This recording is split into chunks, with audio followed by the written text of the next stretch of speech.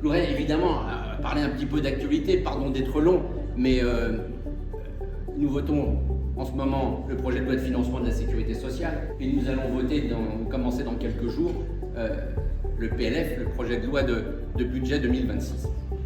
C'est vrai qu'on a compris l'intelligence du Premier ministre. Sincèrement, intrinsèquement, chacun de nous ici dans le Sénat vous dirait que l'histoire de la suspension de la réforme des retraites, c'est pas forcément bienvenu. Parce qu'on sait très bien où est la pyramide des âges, on sait très bien qu'on vit plus longtemps, on sait très bien qu'il y a moins de cotisants. L'arithmétique fait que, voilà, on va reporter le sujet. Mais si ça permet d'avoir un budget, peut-être que c'était la carte à jouer. Parce que le budget, c'est essentiel pour les entreprises, c'est essentiel pour tout le monde. C'est la politique publique la plus importante parce que c'est celle qui permet toutes les autres. S'il n'y a pas de budget, il n'y a plus de projet. Donc, selon la formule gaulienne bien connue, la réforme oui, la chienlit non. La réforme des retraites en jeu, oui. Un budget, oui.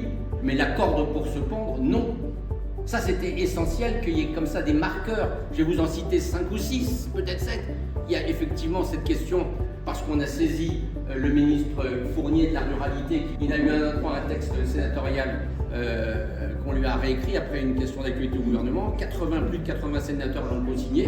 On va attendre sa réponse.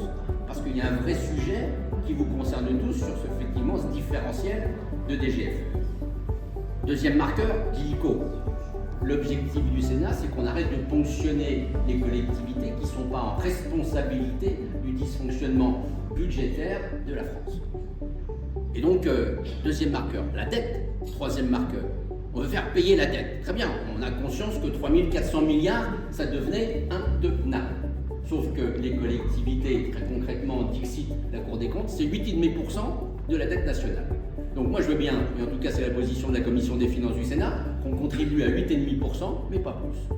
Le fonds Civaux, qui fait partie de notre histoire, parce que M. Monory avait su l'inventer avec la centrale, et que 28 autres départements depuis en ont bénéficié, eh bien on va dans le budget, dans la copie du Sénat, il va être maintenu dans son esprit. En tout cas, c'est un amendement qu'on a formulé, qui est passé en commission des finances, et donc qu'on trouvera dans le texte sénatorial de discussion budgétaire, et je suis certain qu'il tiendra un petit peu. On arrive à la carte scolaire. L'amendement présenté au Sénat en commission des finances, j'ai refusé le jour même de le voter. 8000 fermetures de postes alors que 4000 étaient prévues dans la copie du gouvernement Bayrou au mois de juillet, c'était intenable. Ça fait partie de nos sujets très forts. Les marqueurs de sécurité, alors nous sommes un pays qui a besoin de sécurité, et donc à un moment donné, oui, il faut savoir où on va et avec qui on va, et dans notre budget là, ça fait partie des marqueurs de maintenir la sécurité. Dans les autres marqueurs du Sénat, les entreprises, capitales les entreprises, on ne le dit pas assez. Moi j'ai découvert ici en m'intéressant au budget du Sénat, finalement tout vient des entreprises. Parce que soit c'est elles qui ont les salariés, créent la valeur ajoutée, elles permettent la croissance, elles permettent la consommation, soit c'est qu'avec cet argent qu'ils arrivent à dégager, que ça permet de créer de la puissance publique. Si vous n'avez pas des entreprises qui vivent, il n'y a rien qui se passe. Et donc, il faut arrêter de penser que la seule solution, c'est plus de taxation. Cette volonté-là, elle est aussi derrière pour créer plus de liberté. Et cette liberté, cette initiative, elle vient de vous.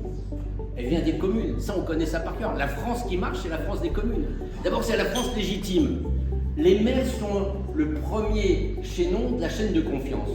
On n'a plus confiance aujourd'hui dans la classe politique parisienne. Les volontés d'économie, elles doivent venir vers le haut, elles doivent venir du haut.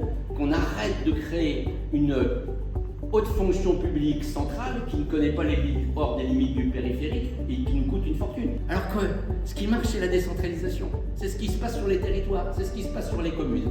Mais le chaînon des collectivités locales que vous représentez, c'est celui qui fonctionne et c'est celui qu'on soutient. Voilà ce qu'on voulait vous dire surtout dans notre engagement, notre optimisme. Il faut arrêter d'être pessimiste. C'est la démarche qu'on a avec Marie-Jeanne, c'est la démarche qu'on a au service de la Vienne, c'est-à-dire que des territoires qui marchent, où les élus travaillent ensemble, c'est le bon exemple qu'on doit donner pour la France. C'est un grand plaisir pour nous, avec Marie, Jean-Olivier et Marie-Jeanne, de vous recevoir une nouvelle fois ce soir. Ça nous fait plaisir. Un grand merci pour ce que vous faites, chacun de vous. Vous êtes notre espoir, vous êtes l'espérance de ce territoire. Longue vie au maire de la Vienne et vive la France!